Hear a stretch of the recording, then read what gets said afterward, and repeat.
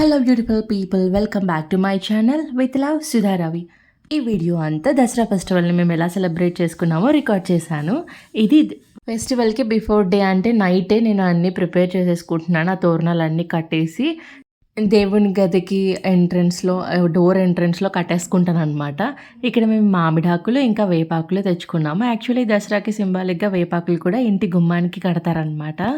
Actually చెప్పాలంటే ఇంతకుముందు ఎప్పుడు నేను వేపాకులని అలా తోరణాలుగా కట్టలేదనమాట. మా ఇంటి పక్కన ఓనర్స్ ఉంటారనమాట, వాళ్ళు కడుతుంటే చూశాను. సో మా మమ్మీని అడిగాను, ఇలా వేపాకులు తోరణంగా ఇంటికి గుమ్మానికి కడతారా అంటే, అవును అలా కట్టుకోవచ్చు, అలా కడితే దుష్టశక్తులు ఏవి ఇంట్లోకి రాకుండా వేపాకులు కాపాడుతాయి, అదే అడ్డగిస్తాయి అన్నట్లు చెప్పిందనమాట. ఇంకా ఇంట్లో ఎవరైనా చిన్నపిల్లలు ఉంటారు కదా, అలాంటి ఇళ్ళలో వాళ్ళు కూడా ఖచ్చితంగా అలా వేపాకులు కట్టుకుంటే చాలా మంచిదంట. ఫ్రైడేస్, ట్యూస్డేస్, సండేస్ ఇలా కట్టుకున్నా కూడా ఇంకా బెస్ట్. వేపాకులన్నీ ఇలా పెట్టగానే నాకేమో ఒక మంచి గుడ్ వైబ్ లాగా అనిపించింది. సో ఇంకా అది అక్కడ అయిపోయింది. ఇంకా మెయిన్ ఎంట్రన్స్లో గుమ్మానికి పెడుతున్నాను. మరి ఈ విషయాలన్నీ మీకు తెలుసా? నాకైతే ఈ మధ్య తెలుస్తున్నాయి అన్నమాట అన్నీ. మీకు తెలుసా నేను ఈ తోరణాలన్నింటినీ ఏ టైంకి కట్టానో? యాక్చువల్లీ 11 or 12 అవుతుందన్నమాట. ఆ రోజు ఏమైందంటే మేము వేరే టెంపుల్కి వెళ్ళాము. అక్కడి నుంచి ఇంటికి వచ్చేసరికి ఆల్మోస్ట్ 10 అయిపోయింది. ఆ తర్వాత మేము తినేసి ఈ తోరణాలు కట్టి అవన్నీ పెట్టేసరికి నాకు తెలిసి 12 or 11:50 సంథింగ్ ఎంతో అయింది. ఇక ఆ టైంలోనే బయట అంతా క్లీన్ చేసేసుకొని తుడిచి ముగ్గు పెడదాం అనుకున్నానా.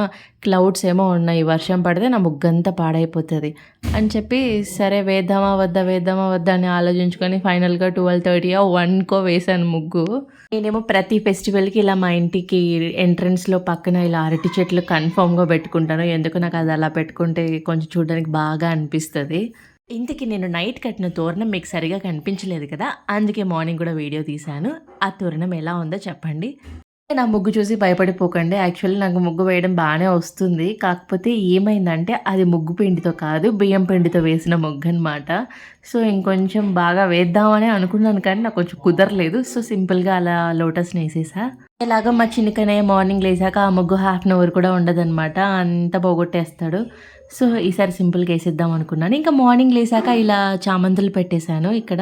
యాక్చువల్లీ ఫెస్టివల్ రోజు నేను త్వరగా లేద్దాం అనుకున్నాను, కానీ ఎన్నింటికి లేసానంటే ఫైనల్గా 8కి లేసాను అనమాట. బిఫోర్ డే ఆల్మోస్ట్ లేట్ అయిపోయింది కదా.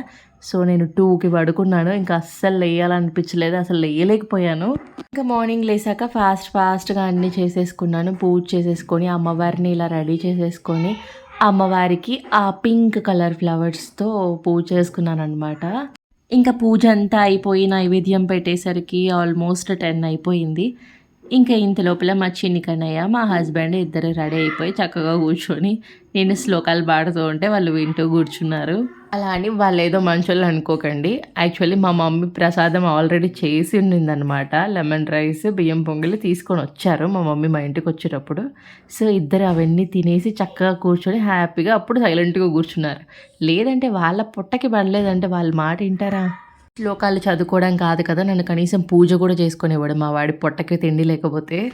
ఇంకా ఈ వీడియో వచ్చేసి ఈవినింగ్ తీసిందనమాట. చక్కగా ఇండ్లంతా ధూపం వేసేసి లక్ష్మీ అష్టోత్తర శతనామావళి ఉంటుంది కదా, అది చదువుకొని ఇల్లంతా ధూపం వేసేసుకున్నాను. ఇంతలోపల మా చిన్ని కనే నిద్రపోయి లేసి వచ్చాడు. ఇలా ఎవ్రీ ఫ్రైడే ధూపం వేసుకుంటే ఇంటికి చాలా మంచిదంట. మన ఇంట్లో ఉండే నెగిటివ్ ఎనర్జీ అంతా పోతుందంట. కానీ నేను మాత్రం ఇది ధూపము ఫెస్టివల్స్కి మాత్రమే వేస్తాను, ఎందుకంటే అది ఆవు పిడకలతో చేసింది. కానీ ప్రతి ఫ్రైడే చేసుకుంటే ఇంకా చాలా మంచిదంట. ఇంట్లో హోమం చేసినంత ఫలితం ఉంటుంది. సో మీ పాసిబిలిటీని బట్టి మీకు నచ్చినట్లు మీరు ధూపం వేసుకోండి. నేను డైలీ పెడతాను, కానీ చిన్న ధూపం స్టిక్స్ ఉంటాయి కదా, అవి డైలీ పెడతాను. ఇలాంటివన్నీ కొంచెం స్పెషల్గా అకేషన్స్, ఫెస్టివల్స్ ఉన్నప్పుడు మాత్రం పెడతాను. ఆ తర్వాత మేము మా ఇంటి దగ్గరలో ఉన్న వెంకటేశ్వర స్వామివారి టెంపుల్కి వెళ్ళాము. ఆ రోజు దసరా ఫెస్టివల్ కదా, సో ఇంకా స్వామివారిని ఇంకొంచెం బాగా అలంకరించారు. చూడండి, ఫస్ట్ ఈ బుజ్జి గణపయ్యని దర్శనం చేసుకొని ఆ తర్వాత వెంకటేశ్వర దగ్గరికి వెళ్తాను అనమాట. అయితే నేను ఎప్పుడు టెంపుల్కి వెళ్ళినా వినాయకుడి దగ్గర మాత్రం తప్పకుండా గుంజిళ్ళు తీస్తాను. చూడండి ఇక్కడ వెంకటేశ్వర స్వామిని ఎంత బాగా అలంకరించారో, అలాగే అమ్మవారు కూడా చూడండి, ఆ అమ్మవారు కూడా ఎంత బాగున్నారో. యాక్చువల్లీ ఈ టెంపుల్లో విగ్రహ ప్రతిష్టాపన జరిగి 48 రోజులు అయ్యిందనమాట. సో శనివారం, ఆదివారం 108 కలశాలతో ఏదో పూజ చేస్తున్నారంట. ఎగ్జాక్ట్గా నాకు కూడా తెలియదు. సో దానికోసం ఈ డెకరేషన్ అంతా జరుగుతుంది బయట.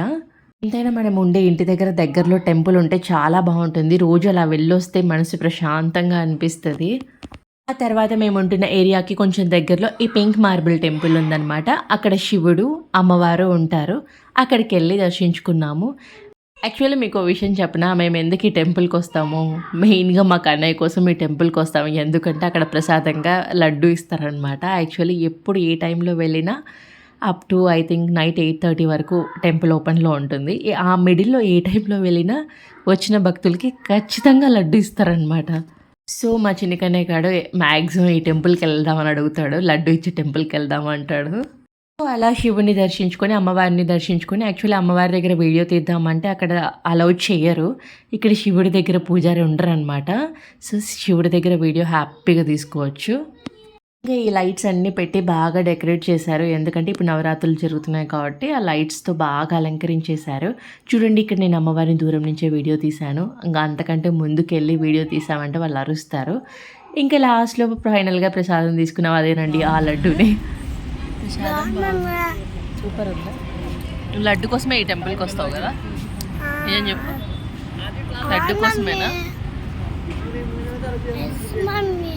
ఓకే బాయ్ చెప్పు. Subscribe and love you all and love you all.